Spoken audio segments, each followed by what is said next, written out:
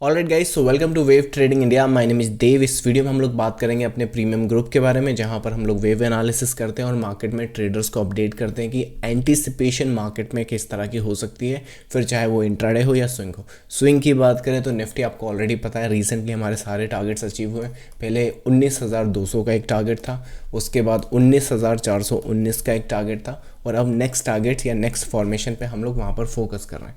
Bank Nifty अगर आज intraday हम देखें, सो इंट्राडे स्ट्रक्चर आप इस वेव पर आप फोकस करोगे, क्योंकि आपको पता चलेगा कि इंट्राडे में भी वेव एनालिसिस किस तरह से परफॉर्म करता है। As a matter of fact, targets आपको छोटे रखने हैं या टारगेट्स आपको एक्सटेंडेड रखने हैं, ये सभी कुछ आपको होने से पहले पता चल जाता है, अगर आप वेव की जो फॉर्मेशन है वो ठीक से राइड कर सकें। पहले प्रीमियम ग्रुप का वीडियो देख लीजिए, उसके बाद फिर मैं आपको इस सेशन में, इस वीडियो में आपको बताऊंगा कि इसके पीछे के रीजंस क्या हैं। चलिए, तो मैं आपको मिलता हूं वीडियो के बाद। कैसे करोगे?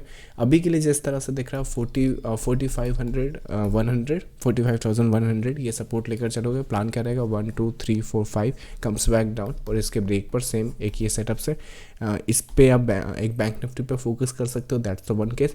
अगर ये 3 में भी आता है तो भी ये सिनारियोज उसी तरह से इंटैक्ट होगा, लेकिन उस केस में भी आपके जो ओवरऑल टारगेट्स है वो चेंज हो जाएंगे। मतलब कि अगर यहाँ पे 5 वेव आती हैं तो फिर जो एक्सटेंडेड टारगेट है वो रहेंगे, लेकिन यहाँ पर अगर हम 3 वेव की तरह इस तरह से जाते हैं तो सिर्फ आपको इसका रिफ्लेक्शन यहाँ पर लेना पड़ेगा। सो उस केस में दोबारा फिर आप फर्दर डाउन साइड के लिए आ जाओगे। तो अकॉर्डिंगली हमने प्लान करना है, क्योंकि बैंक निफ्टी इंटरनल स्ट्रक्चर पर कॉम्प्लेक्स है। ओवरऑल एक्सपायरी हम किस तरह से प्लान कर रहे हैं, मोस्ट प्रॉब्ली बैंक निफ्टी की जो एक्सपायरी है वो इन नंबर्स के बीच में रहेगी। सो ये जो नो ट्रेडिंग जोन है वो उसी के बीच में बैंक निफ्टी को हमने एंटिसिपेट या फिर एक्सपायरी उसका नंबर वहाँ पे प्रोजेक्ट करना है। चलिए, सो बैंक निफ्टी की आज की आइडेंटिफिकेशन हमने इस बेसिस पे निकाली थी कि यहाँ पर जो लेवल आ रहा था या फिर जो नो ट्रेडिंग जोन था वो एक्चुअली ये बनकर निकल कर आया था, जो लेवल्स हमने कल अपडेट करे थे अपने सेशन में।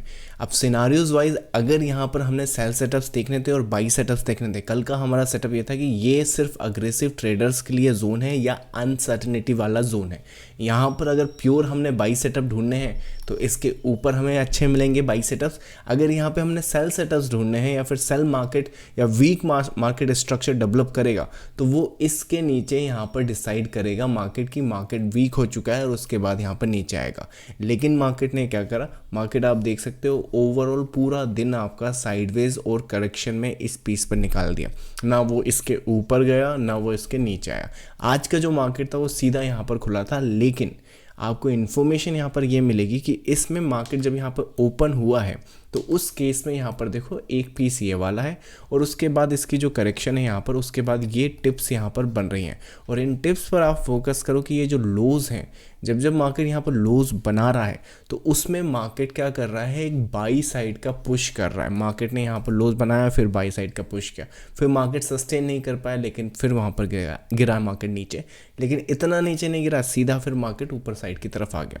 फिर मार्केट यहाँ पर लोअर साइड पर गया, लेकिन फिर अगेन मार्केट ऊपर नहीं जा पाया, सीधा गैप फिल किया। गैप फिल के बाद इंट्राडे प्रॉफिट बुकिंग जो यूजुअली होता है वो हुआ। अब यहाँ पर क्या होता है, मार्केट में हमने आइडेंटिफाई करना होता है कि मार्केट में ब्रेकआउट किस तरह से होगा।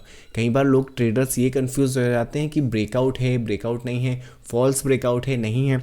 तो ये सब कुछ आपको इंटरनल अगर वेव जो है उसे रीड करो तो ईजिली हम वहाँ पर आइडेंटिफाई करते हैं। सिंपल सी बात है कि अगर मार्केट में जो ब्रेकआउट हो रहा है, अगर वो करेक्शन की फॉर्म में हो रहा है तो डेफिनेटली वो जो ब्रेकआउट है वो सस्टेन नहीं कर पाएगा, और उसके बाद मार्केट ड्रॉप डाउन यहाँ पर दोबारा इन लोस की तरफ भाग सकता है। लेकिन अगर जो ब्रेकआउट है और जो बॉटम है वो फॉर्म हो गया है, राइट, और उसके बाद जो ब्रेकआउट हो रहा है वो मोटिव की तरह हो रहा है, इसके बाद का जो पुल बैक है वो करेक्शन की तरह हो रहा है, और वो जो करेक्शन है वो वहाँ सस्टेन कर रहा है जहाँ पर हमने कल के जो की लेवल है या जो की सपोर्टिव जोन है जहाँ पर मार्केट को रिएक्शन देना होता है वहाँ पर सस्टेन कर रहा है। और देख सकते हैं कि इसके नीचे मार्केट जाने में असमर्थ है या फिर मार्केट वहाँ पर नीचे सस्टेन नहीं कर पा रहा है। तो उस केस में ये जो पीस है, क्योंकि यहाँ पर 5 वेव निकल कर आई हैं, 1 2 3 4 5, ना कि 3। अगर 3 निकल कर आती तो केस कुछ और बनता। यहाँ पर निकल कर आई हैं 5, जिस तरह से हमने डिस्कस किया है मोटिव की, और ईजिली आप यहाँ पे आइडेंटिफाई कर सकते हो ये बेसिक सा एलिट वेव का करेक्शन है, जिगजैग करेक्शन, और उसके बाद आप यहाँ पर सीधा ब्रेकआउट देख सकते हैं। पर क्योंकि ये जो ब्रेकआउट है मोटिव के बाद हो रहा है तो 22 के जो सेटअप्स हैं उन्हें एक्सटेंड हम रख सकते हैं। यहाँ पर आप ये भी देखोगे जो एक्सपायरी है वो इन्हीं नंबर के नीचे आज यहाँ पर हुई। सो इस तरह से हमने इस मार्केट की वेव को या फिर इस तरह की पोटेंशियल मूवमेंट को होने से पहले आइडेंटिफाई करा है और अपने ट्रेडर्स को अपडेट करा है। इस तरह की मूवमेंट अगर दोबारा आए मार्केट में और इस तरह की एंटिसिपेशन अगर आप स्टडी कर सकें तो ये दोबारा मिस मत कीजिएगा और इन ट्रेड्स में बने रहिएगा। यहाँ पर डरने की बात नहीं कि ये गिर जाएंगे, क्योंकि ये फॉर्मेशन उस तरह से अलाउ नहीं करता। यहाँ पर एक्सटेंडेड आई हैं तो उन एक्सटेंशंस का फ़ायदा उठाएं, क्योंकि आप इतना ट्रेड लोगे फिर दूसरा ट्रेड ढूंढोगे, उससे अच्छा ये है कि इसी ट्रेड में पोटेंशियल है, बस उसे आइडेंटिफाई करना आपको आना चाहिए।